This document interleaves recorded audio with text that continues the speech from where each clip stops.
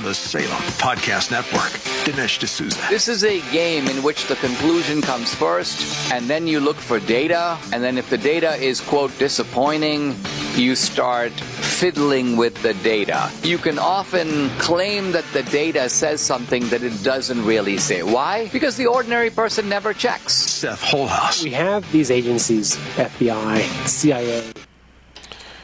All right, it is 9:30 here at the studios of KTUI. I'm Sam Scott. Glad to have you along with me this morning. And we have from the Sacred Fire Farms and Sacred Fire Living, Nancy Harold. And Nancy's going to talk this morning about some, stress relievers and stuff. So how are you today? I'm well, Sam. And yourself? I'm doing pretty good, too. Good. So tell us what's the official title of today's segment? Stress Busters. Stress Busters, okay. Yeah. All right. I think it's appropriate because everything I'm reading says just because the pandemic isn't at a critical stage, there's a lot of waiting for the other shoe to drop. People report as if modern life was not stressful enough in the 21st Right. century. We're reporting an increase of between 65 and 80% more stress since the pandemic. Yeah, it's pretty high. People are kind of shell-shocked a little bit, I think. So there are a number of botanicals I wanted to share a little bit about today, and they fall into a category called adaptogens. And adaptogens do exactly what they are indicated to do. They help our bodies adapt to stress. And some of these things are pretty well known. We know about ginseng. Some people use ashwagandha. I want to talk about the specifics of each one and how to access it and where you can get them. Basically, everything I'm going to talk about today can be accessed commercially online in a health food store. Amazon probably has everything from teas to pill form to liquids. It's not a plug for Amazon. We actually make a lot of these ourselves, and people basically obtain them by giving a suggested donation, or if they run a little short, they can still take some home. But basically... did you want to do your disclaimer? Yeah. Thanks for that. So everything I'm going to share today is not FDA approved. Therefore, it's not intended to diagnose, treat, cure, prevent, or mitigate any disease. But these are things that are one more, tool in our toolbox, kind of help with 21st century living. And don't take this stuff if you're allergic to it. Yeah. Why do they have to have that on? Yeah, and some people don't know they're allergic to it until they take it the first time. Well, I know, but it seems, Yeah. it should be intuitive that, if I'm allergic to this, I better not take it. So. I'm kind of that school of thought. It's equivalent to the McDonald's cups coming with a disclaimer that this could be hot and burn. You spill it on yourself. So, yeah. Our car batteries saying do not drink this. Or, right. I don't know. So basically, these plants help our bodies deal with stress, and a big part of the way they do that is by balancing the hormones in our body, the stress hormones specifically, the elevated cortisols, fight or flight. I can tell you, when I came out of the emergency room after 13 years, I had a lot of fight or flight, responses going on, because everything in my world was life or death. For the most part, life or death.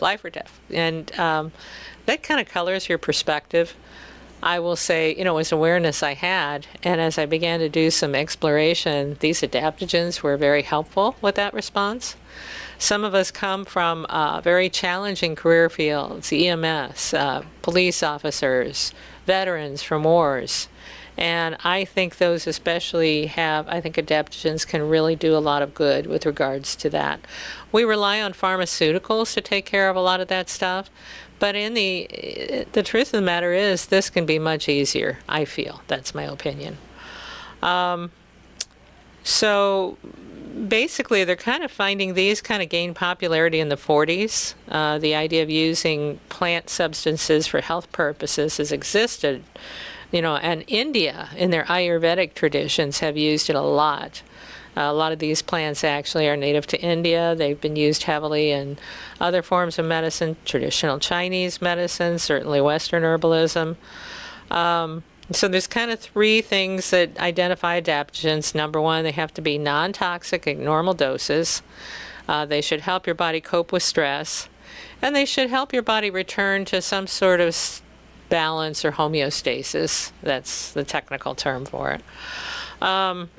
So there's not a lot of research done on these botanical remedies because basically we can't monetize them, and there's not big bucks to be had from big pharma. That's my opinion again. But I think there's a real place for them, and especially with modern living. Some actually kind of cross over to being foodstuffs. Oh, that was turned down. Oh, technology finds me wherever I am. Now, your husband asked you before we went on the air. I did, and I actually saw the little line go down, but it didn't evidently quell my phone from ringing.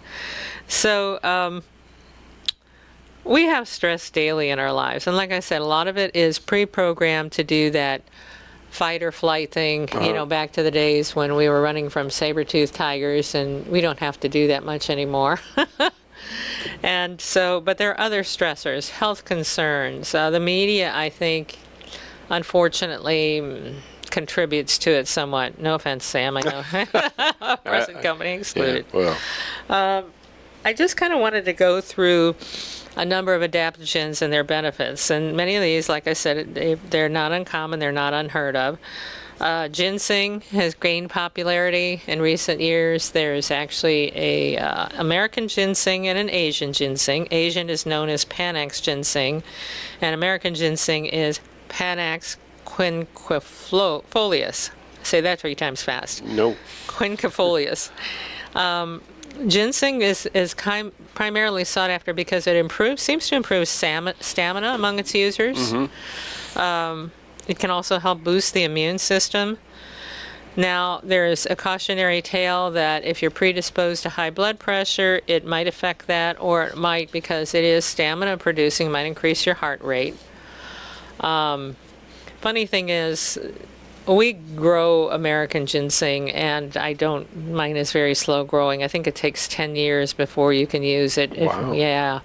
That's part of the reason it's been so over-harvested, is because it takes so long to get mature roots to actually benefit. But it's made into a tea. They make it into an extract. I think they even powder it and put it in pill form. Like I said, all of these are available to order online. Funny thing, when I was doing a deep dive into ginseng, the next one actually came up. It's called Eleuthero. Eleuthero, its nickname is Siberian ginseng. And they actually make a distinction between Asian ginseng that we talked about, American ginseng, and then Eleuthero. Further research has kind of revealed Eleuthero really isn't a ginseng, but it works in many ways like one. And it's kind of funny because I do research in from reports in all countries, and you'll find that every country has a little bit of a bias, a little bit of nationalism that goes with their product being the best. So I was reading this article on the comparison of the 3 ginsengs, Eleuthero included, and it was written over in Asia, and it was translated from somebody whose, I think, English was their second language.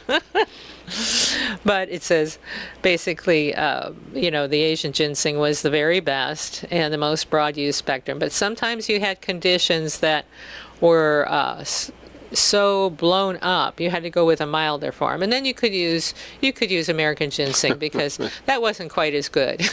Of course. Yeah. And then, so, kind of what's speaking to me is maybe a Russian, Chinese little, butting of heads. They say, oh, that's Siberian ginseng. That bad stuff. Only thing it's good for is muscle spasms. Oh. Well, that's something to me, sure. So funny thing I found out, I'm a kind of herbal tea fan. I was even before I got into plants. And there was a common tea. I love Celestial Seasonings for its... Actually, I used to put little stories on the box that were about history I found as interesting as a tea. But there was one they had called...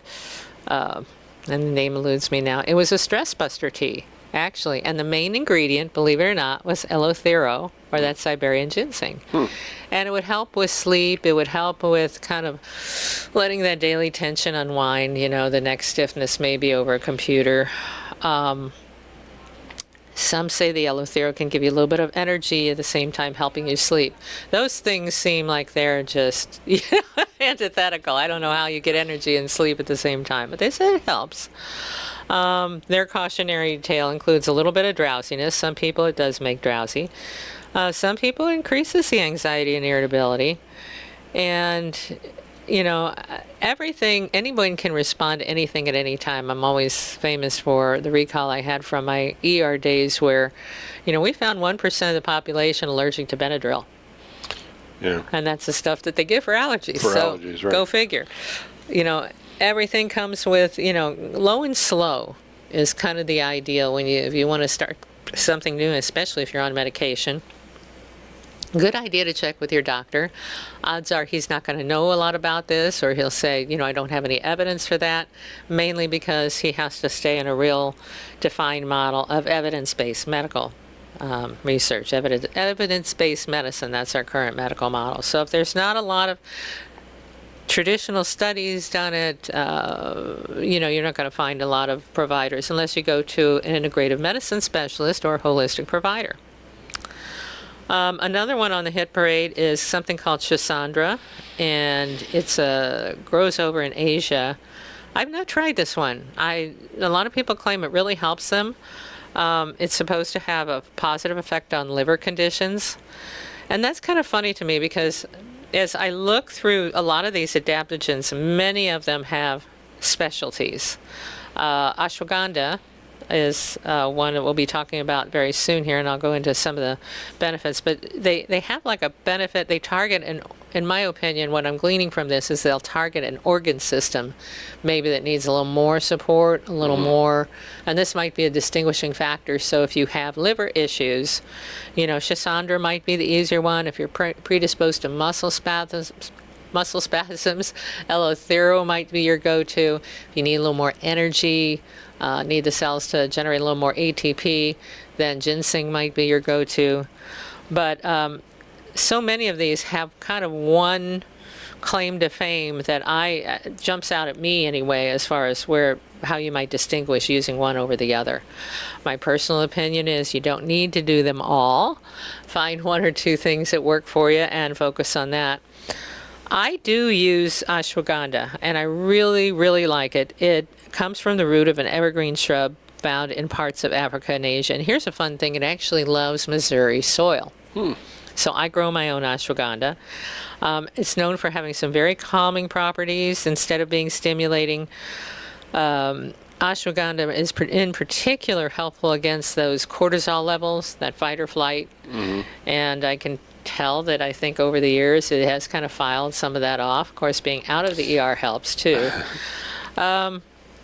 Chronically high levels of cortisol just lead to a whole host of health problems, cardiovascular, elevated blood pressure, weight gain, anxiety, depression.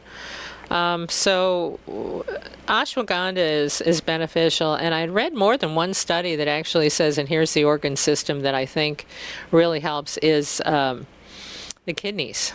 There was a very detailed study on how ashwagandha can help rebuild the microtubules, or the actual filtering part of the kidney. It can repair the damaged ones, help restore new ones, recreate ones to replace ones that have been damaged beyond repair. And I think that's fascinating, especially when a lot of people are looking at kidney disease secondary to diabetes or something else. They say that hyperthyroidism should, probably negate the use of ashwagandha. But truthfully, hyper tends to, I know people who use it who are hyperthyroid, and they say that some of the excitability that comes with that is tamped down with the use of ashwagandha. So you have to kind of take it with a grain of salt. Rhodiola is something I probably discovered in later journeys in my herbalism, but there was some really interesting information about a lady who, I mean, I can't even imagine. She was in 9/11, survived that, and that was her second terrorist attack. I think she was in something else of significance. But after 9/11, basically, she was housebound. She had such, market anxiety. She didn't feel safe leaving her house, and they tried any number of pharmaceutical meds to help relieve her anxiety so she could have some degree of life and function.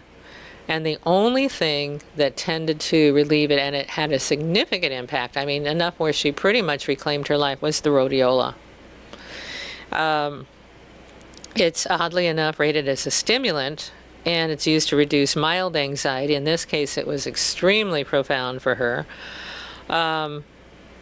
They say that you shouldn't use it if you're already prescribed antidepressants or other central nervous system drugs. I would imagine, since it has such a profound effect, it could cause what we try to avoid as a serotonin syndrome, where you get too much serotonin, and that actually can worsen the problem, making very jittery and jumpy, and it's not a fun situation to be in.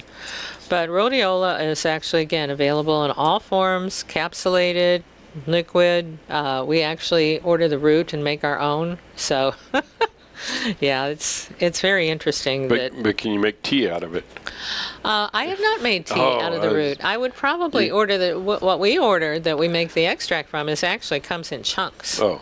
Well, so I would look for something maybe ground up more fine with more surface area. It just seems like you like to make tea out of things. I do like to make tea. Well, and there's a reason for that. Teas are water-based extracts, and so if you have a poor reaction to something you're taking for the first time, you drink a lot of water and flush that out. And so tea is a safer venture into trying new botanicals and new herbs. I advocate people try teas first, just because it's, you can get it out of your system if there is a response you don't expect. And it's a little milder than some of the extracts, so it doesn't tend to hang on the body normally, even if it's not a problem. It'll move through the body relatively quickly. And teas are, an established way, actually. To be technical, we call them infusions. So, difference between a tea and an infusion. My mom used to joke and say, watching you drink tea is really interesting because all you do is pass the tea bag through 2 or 3 times, enough to color the water. And it's true. I would drink my tea very weak. But if you're using tea for therapeutic benefit, then you really want to do what herbalists would refer to as an infusion, which is allowing whatever leaf or botanical you're putting in there to sit for at least 15 minutes. They say it takes 15 minutes for the beneficial elements to kind of extract out, and you can certainly leave it in longer, but at least 15 minutes is required to get the benefits. The other one we grow on the farm is called Tulsi, or holy basil. I really like holy basil. To me, the plant almost has a bubblegum, that really fresh, sweet bubblegum smell. That's what I liken it to. Very fragrant herb. The chemicals in holy basil tend to be a little more spicy than our sweet basil. And holy basil, I find, is a really good application for taking down the cortisol levels. It seems to, in my opinion, people who've used it compared to some other things, they seem to think they get their best results of decreasing that fight or flight with holy basil over some other things. There is a cautionary tale. It might interfere with some diabetic medications. It tends to have some blood thinner properties, so if you're on blood thinners, may not be the best thing to take out of the gate. The next up on the list is something called astragalus. I think I spent the first 10 years of my herbal career mispronouncing that. I call it astragalus, but astragalus is also an adaptogen. It's also one of those that's kind of known for increasing stamina and strength.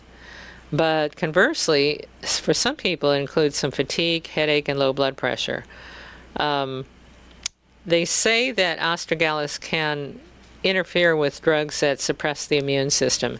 In truth, when I talk about immunity, there's a lot of things that boost our immunity. I got to get my elderberry plug in there. Oh, yeah, of course. Of course, it wouldn't be a show if we didn't talk about elderberry. Absolutely. But I actually tell people to be very cautious with astragalus because it is one of the few herbs that consistently is referred to an immune booster over an immune modulator. And that's kind of important because immune modulators like elderberry won't push it for people who are autoimmune, who already have an immune system on overdrive. Astragalus, the verdict's still out on that one. I don't think I would be inclined to try that if I had an autoimmune disease. Sometimes I wonder how they decide something is therapeutic. So there's cordyceps, which is a mushroom. It grows on caterpillar larvae in China. How do you find that to be therapeutic in any way? I mean, really. And who was the first one to try it? Exactly. And why? Why? Yeah. I don't know. I wouldn't. It's like, yeah, I'm not going there. The fungus is fairly hard to cultivate, so a lot of the dietary supplements are grown in a lab. In lab tests, cordyceps has been used to help stimulate the immune cells, and it actually kind of calms people down too. Again, cautionary tale with causing bleedings, avoiding taking cordyceps if you are on blood thinning medications. That's true for many, many herbals. So I do say if you want to try some herbal things and you're on blood thinner, at least check with your doctor and proceed with caution. It's not out of the question completely, but if they're really monitoring that for you, I'm not going to override any physician's advice. The last one here that I'm going to talk about is also a mushroom. It's the reishi mushroom, and I find reishi grows on our farm. It's really an Asian mushroom, but I don't know if some birds excreted something they ate at the Chinese food. Reishi grows around here, and it can stimulate the immune system. They think this one helps improve the adrenal function. Again, avoidance of using reishi if you're on blood thinners. Sometimes in excess, it can cause some nausea and insomnia. I want to mention some other things that don't fall into the adaptogen category for stress. We talked about lavender before going on the air. And I really like lavender for many reasons. I was having to research something that a client of mine could use in addition to the pharmaceutical stuff that she was receiving was helping, but she still wasn't sleeping. And most of the botanicals that I would be inclined to use to aid the sleep process had the effect of possibly causing that serotonin reaction. So I had to go back to the books. And I found out something very interesting about lavender. You can make tea out of it? Tea, yeah. See, I knew. Yeah, tea, but it's really tasty. And some people diffuse the essential oil in their home, and that's very soothing for them. But lavender is highly effective at tamping down stress, and at the same time, it uses an entirely different pathway for its metabolism in the body than does the pharmaceuticals selection and a lot of the botanicals that would cross over. They use that same pathway, and that's where you run the risk of getting too much of something. But it's almost like lavender plays leapfrog. So is it like you attack the stress from two different different sides or something? Yeah, I would have no problem using lavender with anything else. I see. Because, like I said, it seems to take an alternate pathway in the brain altogether to reduce stress. And I honestly have not had much luck growing lavender around here. I understand there's a lavender farm that I have to research a little more in depth. But lavender will grow in Missouri, and I think there's some really good resources for it. There's apparently quite a few different strains or whatever they call it, because when I was in Hawaii, I visited a lavender plantation. Wow. And they told us that some of the lavender wasn't in season. Okay. And I was like, what kind of seasons do you have in Hawaii? Yeah, exactly. It seems like there's only one, but maybe there's a preferential month they like to grow. I don't know. I don't know enough about that either. I'm not an expert on lavender, but other than to know it takes a different pathway than a lot of our botanicals and pharmaceuticals do. So it's a little something that is interesting of note. There's a direct connection to food and your emotional state. They estimate that 90% of the neurotransmitter serotonin, which helps us feel better, those receptors are actually in our intestines. They're in the gut. Really? Yeah. So when we do things, mess with the microbiome in the way of using antibiotics that might kill off the good bacteria that's helping to keep us healthy, we could be causing ourselves a few more problems. I'm not saying don't take antibiotics. I'm just saying maybe not the first thing out of the gate. I'm a big fan. If you feel like you're getting a cold, rather than jump to a pill, try something that'll decongest. Try some steam with the sinuses. If you can keep the sinuses open and draining, then a lot of times you can avoid the respiratory component because it usually travels from the nose to the lungs. Processed food, blood sugar spikes, the heavy carb and sugar-laden American diet, especially in our processed foods, can really wreak havoc with our mood. And I'm always surprised when people, not really surprised, because basically this is what I tell them to do. I'm surprised when they're able to comply sometimes because they're so entrenched. But every now and then you get that person really motivated and they'll eliminate sugar and grain from their diet. And the first words out of their mouth are, I feel so much better. I'm not as moody. I don't have those crashes in the afternoon.